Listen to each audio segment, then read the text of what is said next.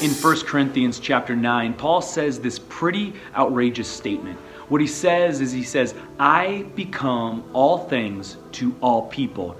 Why? That they may know Christ. And then he goes on and he expands. He says, look, to the Jews I become a Jew. To the Greeks I become a Greek. To those under the law, I place myself under the law, but I'm still free from the law. And then he says, for those freed from the law, I am freed from the law, and that they may know Christ. And what he's talking about there is he's talking about this thing called unity. Talking about this thing called unity, that he doesn't hate the Jews, even though the Jews were persecuting the Christians, and the Jews were putting all these laws and rules on the Christians so that they may be able to get into heaven or know God.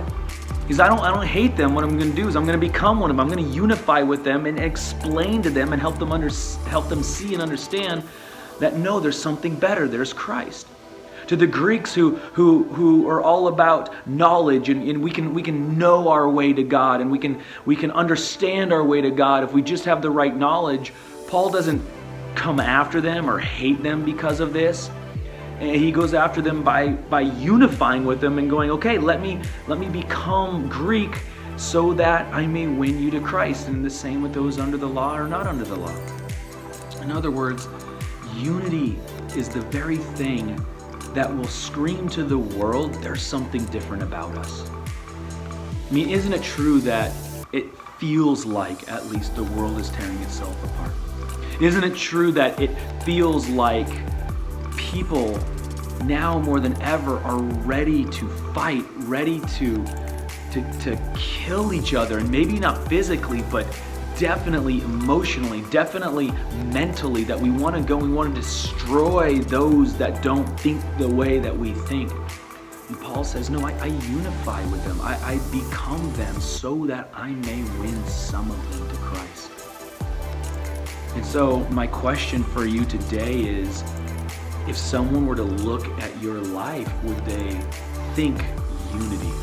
This person, you are such a unifying person. Right, first we need to look for unity within our families, which can be the hardest place to look for unity sometimes, at the dinner table, or at least the Thanksgiving dinner table, where different parts of our family come together who think differently than us. But in the church, can we live in unity?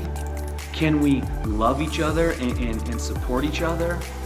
And then beyond the church, in our communities, are we seen as people of unity in our communities? That we may seek to understand what people are thinking and why they think that way, and look to unify, find common points of unity with them, that maybe we may win them to Christ. I think far too often we're ready to judge, far too often we're ready to shout, we're ready to point out how people are wrong, why they're wrong, and why they need to think the way we think. And Paul doesn't say that here. What he says is, look, I become a Jew, I become a Greek, I become under the law, I become free. Look, I'm free. I'm free from Christ.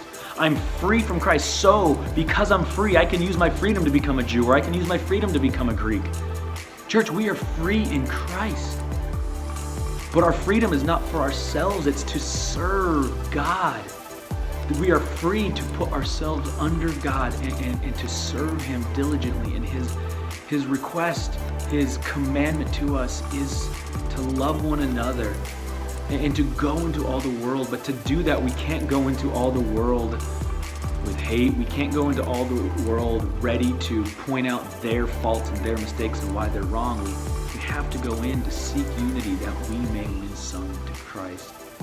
And so today, where in your life do you need to seek unity where maybe you were not before? Maybe you were trying to seek to be right, but instead of trying to be right and instead of trying to win, let's seek to unify. Thanks, guys.